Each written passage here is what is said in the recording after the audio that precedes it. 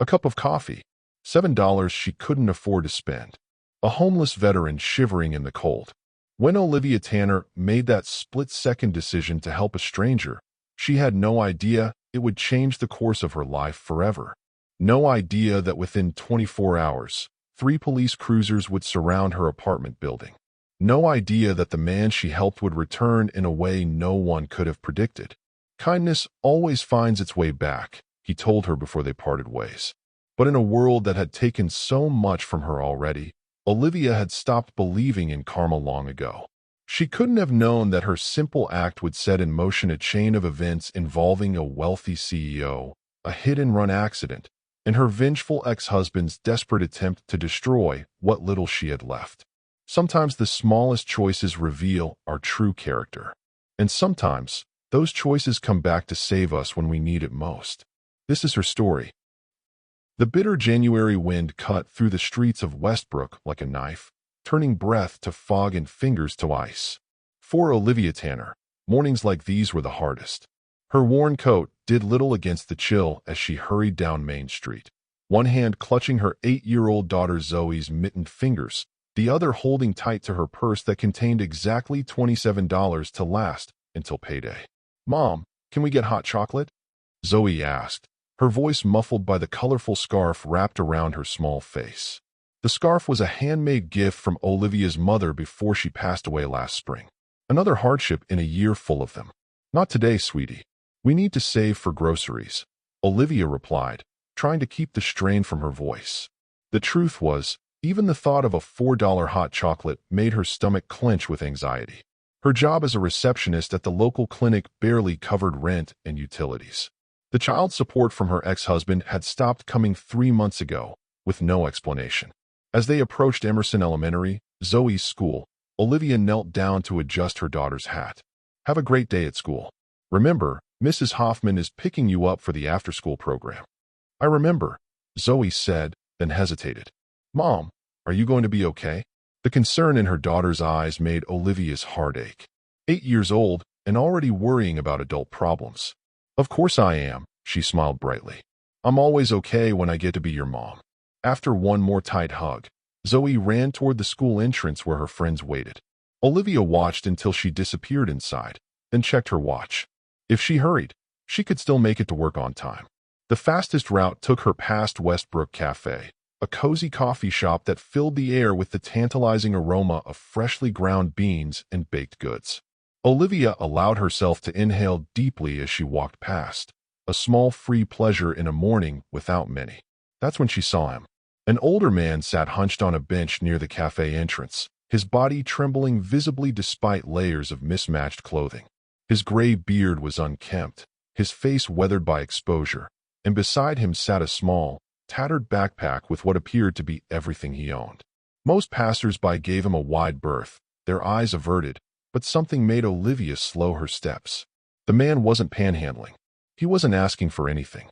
He was simply sitting there, hands tucked into his armpits, trying to generate whatever warmth he could.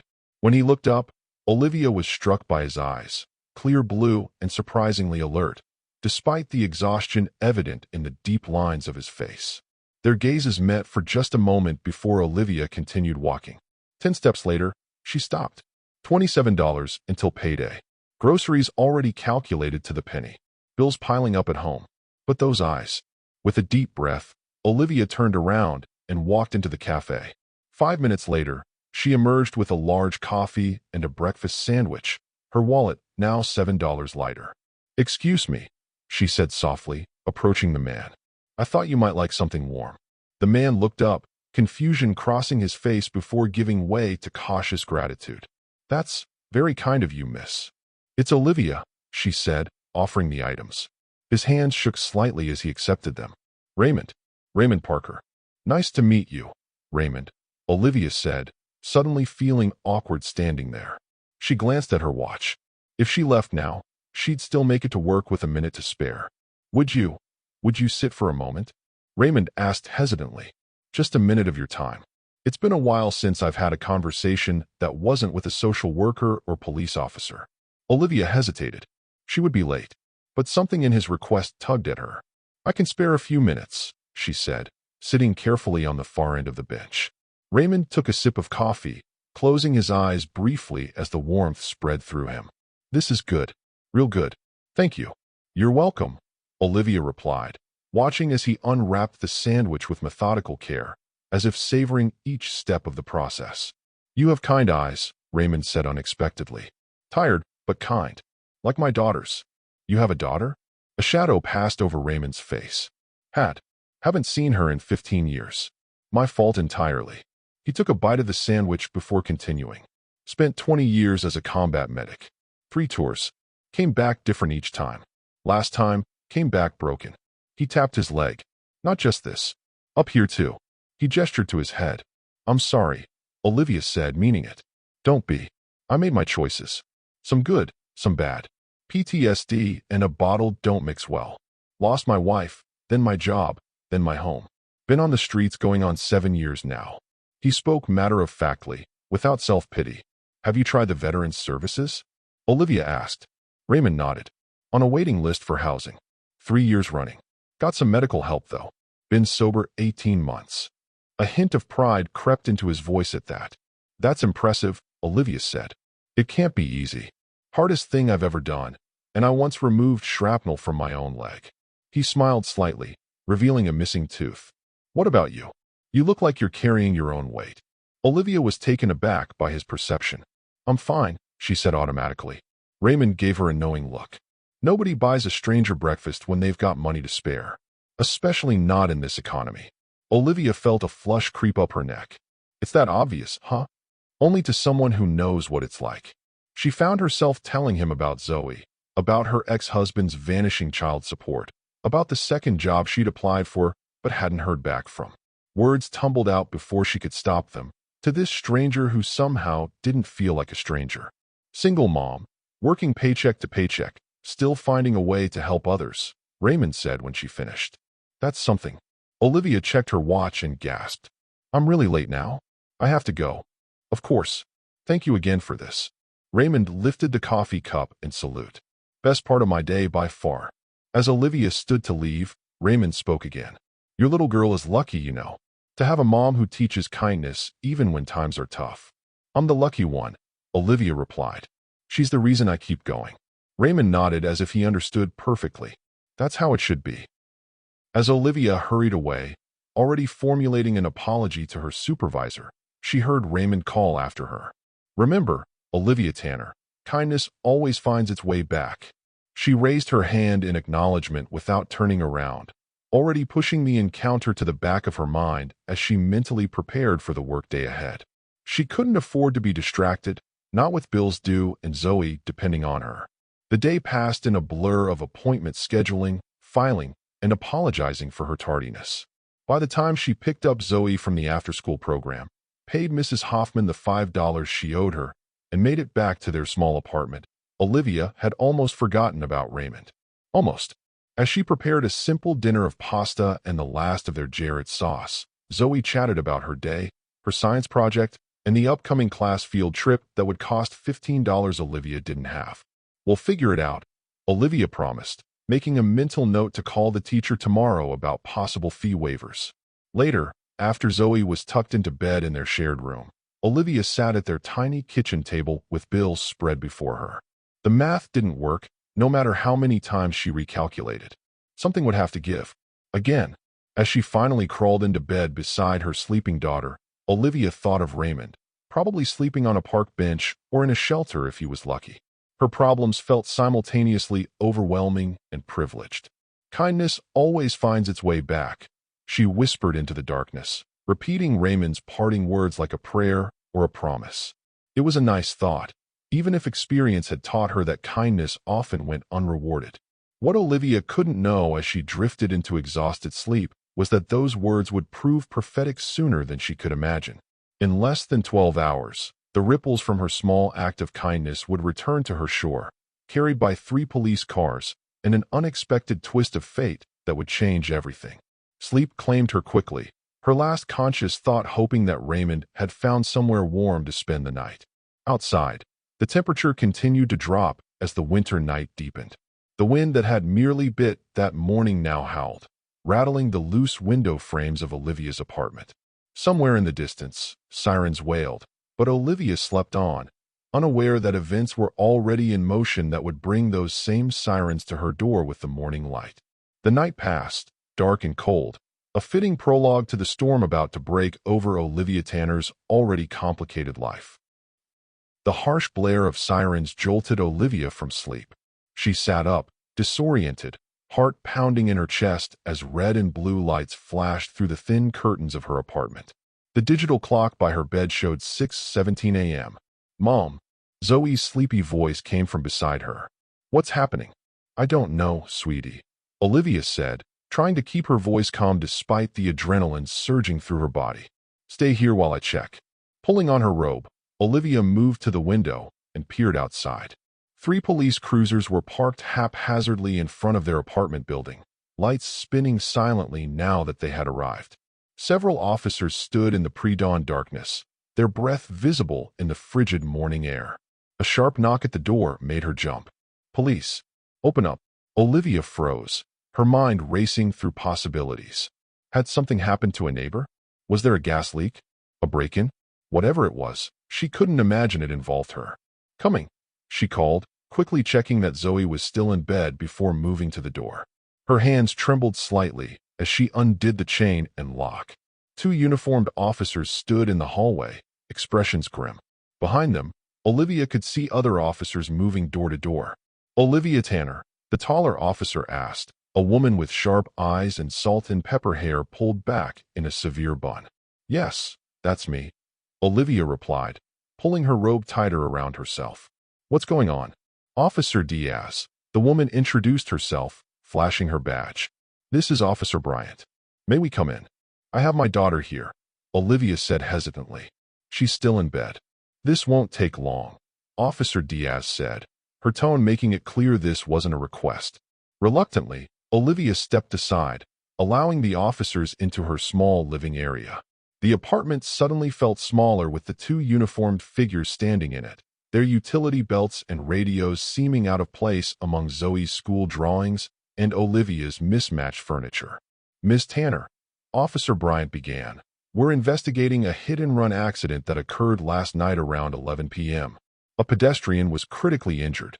"That's terrible," Olivia said, "but I don't understand what this has to do with me. I was home all night with my daughter." Officer Diaz's gaze was evaluating, almost suspicious. "The vehicle involved has been identified as a 2015 silver Honda Civic, license plate TPK 247. The blood drained from Olivia's face. That's my ex-husband's car. According to our records, the vehicle is registered in your name, Miss Tanner," Officer Bryant said. "No, that's not possible." Olivia shook her head. "James took the car in the divorce. He was supposed to transfer the title, but..." She trailed off, realizing with growing horror what had happened. James had never completed the paperwork, leaving the car legally in her name. "Mom," Zoe appeared in the bedroom doorway, rubbing sleep from her eyes, her small face pinched with worry. "Why are there police here?" "Everything's fine, baby," Olivia said quickly. "Just a mix-up. Go back to bed for a few more minutes, okay?" Zoe hesitated, eyes wide as she took in the officers. "Please, Zoe," Olivia urged gently. "I'll come get you soon." Once Zoe had reluctantly retreated, Olivia turned back to the officers. "I swear to you, I don't have that car. James Tanner, my ex-husband, has had it for over a year. We've been divorced for 18 months. Officer Diaz pulled out a notepad. "And where might we find Mr. Tanner?" "I don't know," Olivia admitted. "The last address I had for him was an apartment on West Side Drive, but he stopped paying child support 3 months ago. His phone is disconnected. I've been trying to locate him myself." The officers exchanged a look that made Olivia's stomach sink. "Ms. Tanner," Officer Bryant said carefully, "we've already spoken with Mr. Tanner this morning. He claims he loaned the vehicle to you yesterday and hasn't seen it since." "What?" Olivia gasped. "That's a lie. I haven't spoken to James in months." "He seemed quite certain," Officer Diaz said. "Said you've been having financial difficulties and might be desperate." The implication hit Olivia like a physical blow. James was setting her up, trying to pin his crime on her, and with the car still in her name. "I don't own a car," she said, fighting to keep her voice steady. "I take the bus to work. Ask anyone in the building. They'll tell you I don't have a car. We intend to, Officer Bryant assured her. We'll also need to search your apartment and any storage areas you might have access to. Do you have a warrant? The question came automatically, something she'd heard on TV shows. We can get one, Officer Diaz countered. But that would mean taking you down to the station while we wait. With your daughter. Olivia felt cornered. The thought of Zoe witnessing her mother being taken away by police was unbearable. Fine. Search whatever you want. I have nothing to hide. While Officer Bryant began a methodical search of the small apartment, Officer Diaz continued questioning Olivia. The victim's name is Damian Foster. Does that name mean anything to you? Olivia's breath caught. Damian Foster? From Foster Pharmaceuticals. You know him? Officer Diaz's eyebrow raised. I applied for a job there last week, Olivia explained, mind reeling. An administrative position. I interviewed with HR, but I never met Mr. Foster himself. Interesting coincidence, Officer Diaz noted, writing something in her notepad. It is a coincidence, Olivia insisted, feeling increasingly desperate. I've never met the man. I have no reason to want to hurt him. And yet your car. It's not my car. Olivia's voice rose despite her efforts to stay calm. From the bedroom came the sound of Zoe's muffled crying. Olivia closed her eyes briefly, trying to center herself. Look, she said more quietly. I don't know what James told you, but he's lying. He's been lying for years. He cleaned out our savings before the divorce. He promised child support that rarely came. And now this. She shook her head. I was home last night. With my daughter. We had macaroni and cheese for dinner, watched a movie, and went to bed by 9. I didn't leave this apartment. Officer Bryant emerged from the bedroom. Nothing so far, he reported to his partner. Check her coat and bags, Officer Diaz directed. As Officer Bryant moved to the small closet by the door, Olivia's phone rang. She glanced at it on the counter. May I? She asked, gesturing toward it. Officer Diaz nodded. The caller ID showed her workplace. With a sinking feeling, Olivia answered. Hello. Olivia, it's Patrice. Her supervisor's voice came through. I just got a call from the police asking about your work schedule. Is everything okay? There's been a misunderstanding, Olivia said, aware of the officers watching her. My ex-husband is causing problems again. Oh, honey, Patrice sighed. Do you need time off today? A third officer appeared at the still-open apartment door. Diaz, Bryant, you need to see this. I'll call you back, Olivia told Patrice, ending the call as the officers moved to the doorway. The new officer spoke in low tones, but Olivia caught fragments. Witness just came forward, smartphone footage, clear view of the driver. Officer Diaz turned back to Olivia, her expression unreadable. Miss Tanner, we need you to come with us. There's been a development. My daughter. She can come too, Officer Diaz said, her tone softening slightly. This won't take long. 15 minutes later, dressed and increasingly confused, Olivia sat in the building manager's office with Zoe beside her, clutching her stuffed rabbit. The 3 police officers stood near the door, occasionally speaking into their radios in hushed tones. Mr. Greaves, the elderly building manager, had provided his office when the officers requested a private space. He now hovered uncertainly by his desk, clearly both concerned and intrigued by the morning's events. Miss Tanner, Officer Diaz finally said, we're waiting for someone to join us. A witness has come forward with evidence regarding last night's incident. What kind of evidence? Olivia asked. Her question was answered by the sound of the building's front door opening and voices in the lobby. Moments later, the door to the office opened, and Officer Bryant ushered in a man Olivia recognized instantly. Raymond, the homeless man from yesterday, stood in the doorway, looking vastly different from their encounter. He wore a clean, if worn, button-up shirt and slacks instead of his layers of street clothes. His beard was trimmed, his hair combed back. Most striking was his posture, straight and purposeful, not the hunched figure she'd seen on the bench. Hello, Olivia, Raymond said, his clear blue eyes finding hers. I didn't expect we'd meet again so soon, or under these circumstances. You two know each other? Officer Diaz asked sharply. We met yesterday morning, Olivia explained, still trying to process Raymond's transformation. Outside the Westbrook Cafe. Raymond nodded. Miss Tanner bought me breakfast. An act of kindness I won't forget. He turned to the officers. Which is why I'm here. To return that kindness. From his pocket, Raymond produced a smartphone, not new, but functional. I was given this at the shelter last month, he explained. Part of a program to help veterans reconnect with resources and family. He handed the phone to Officer Diaz. Last night, I was at the corner of Maple and 5th around 11 p.m. The shelter there lets us line up early for the breakfast program. I witnessed the accident and managed to record it. Officer Diaz took the phone and pressed play on a video already queued up. The others gathered around to watch. The footage, though dark, clearly showed a silver Honda swerving down the street.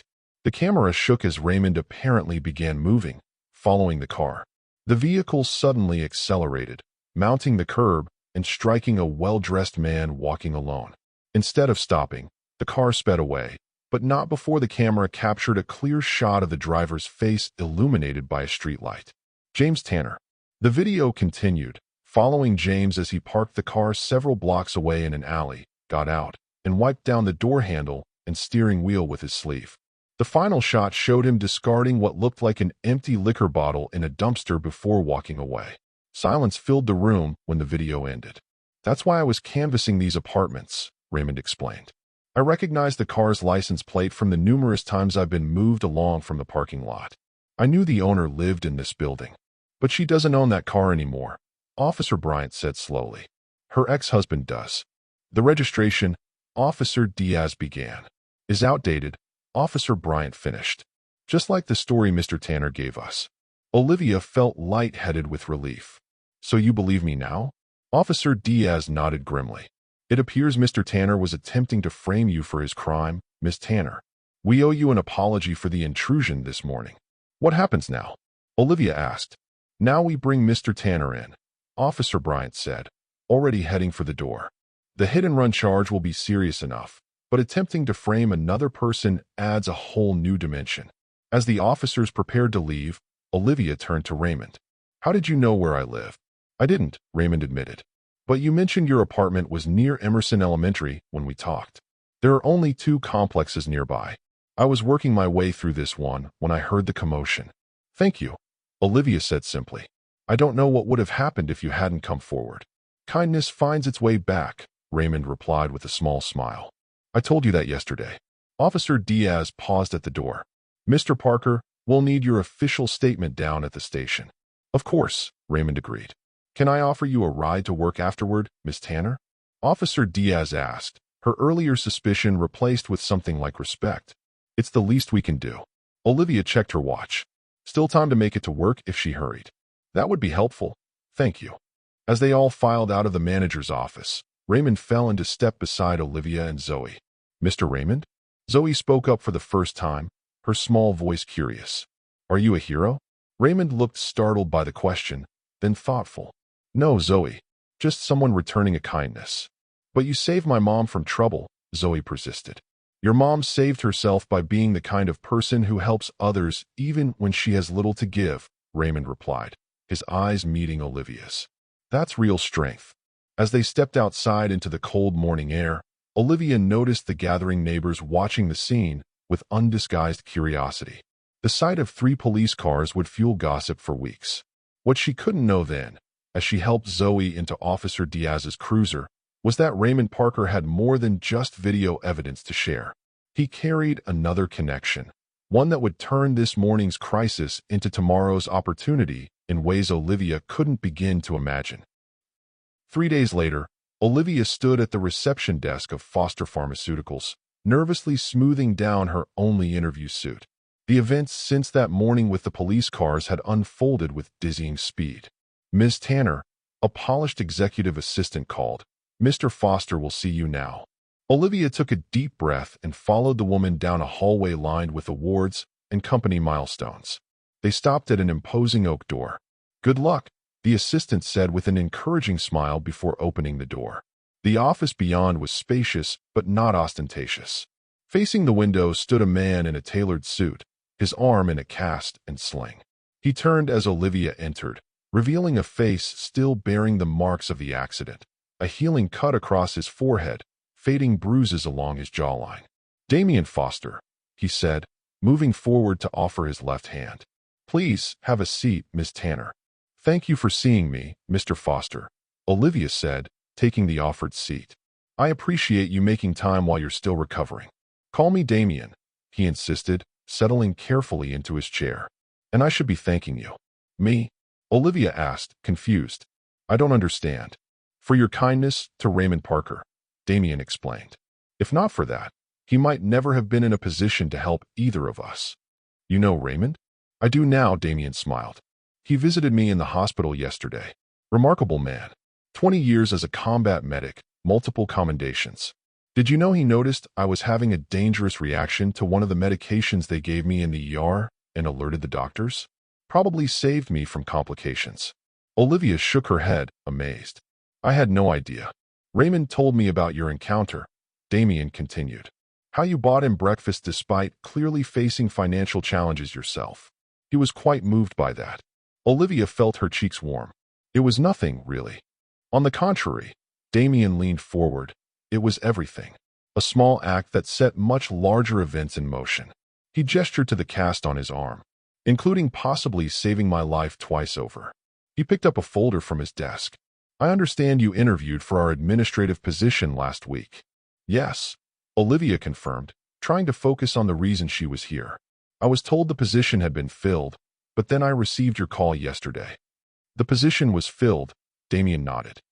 But after speaking with Raymond and reviewing your application, I've created a new position I think would better suit your talents. He slid the folder across to her. Inside was an employment contract with a salary figure that made Olivia's eyes widen. Executive assistant to the CEO, she read aloud, stunned. With flexible hours to accommodate your daughter's schedule, Damien added. And full benefits, of course, effective immediately. This is... Olivia struggled to find words. This is incredibly generous, but I don't understand why. Damien's expression grew serious. Ms. Tanner, Olivia, do you know what I was doing the night of the accident? When she shook her head, he continued. I was walking back to my car after visiting my mother in the hospice facility across town. I go every night after work. His voice softened. She raised me alone after my father left when I was 4. Worked multiple jobs to put me through college. He gestured around the office. Everything I've built, I owe to her sacrifice and perseverance. When Raymond told me about you, a single mother working so hard to provide for your daughter, yet still finding compassion for a stranger, it reminded me of her.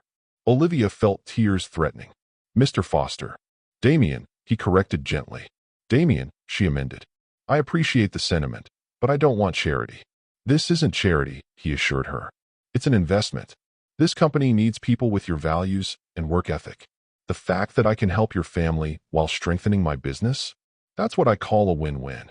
Before Olivia could respond, a knock came at the door, and Raymond entered. He looked markedly different from even 3 days ago, clean-shaven now, his silver hair neatly trimmed, wearing new clothes that fit properly. Sorry I'm late, he said. The VA appointment ran long. Raymond, Olivia exclaimed. What are you doing here? He works here now, Damien explained. Security consultant and veteran liaison. Raymond's helping us develop a hiring program for veterans transitioning to civilian life. Raymond smiled, the pride evident in his bearing. First steady job in 7 years. Got an advance on my salary and moved into a real apartment yesterday. That's wonderful, Olivia said sincerely. Have you told her about Zoe yet? Raymond asked Damien. I was just getting to that, Damien replied. He turned back to Olivia. Part of your benefits package includes an educational fund for Zoe. Private school if you choose, or college savings. Whatever serves her best. Overwhelmed, Olivia couldn't hold back her tears any longer. I don't know what to say. Say yes, Raymond suggested softly. Allow the kindness to come full circle. As Olivia signed the contract with trembling hands, she thought about the morning she'd bought coffee for a shivering stranger. How easily she might have walked past. How that simple choice had altered everything. Later that evening, as Olivia and Zoe shared dinner with Raymond in their apartment, a celebration of new beginnings, Zoe asked the question that had been on her mind. Mom, is Mr. Raymond going to be your boyfriend now? Both adults laughed, tension breaking. No, sweetheart, Olivia smiled. Mr. Raymond is our friend. A very good friend. Family doesn't always share blood, Raymond added, his eyes twinkling as he offered Zoe another slice of pizza. Sometimes family is made through kindness. As night fell over the city, Three police cars rolled past the apartment building, not for Olivia this time, but for her ex-husband James, who was being formally charged with multiple felonies.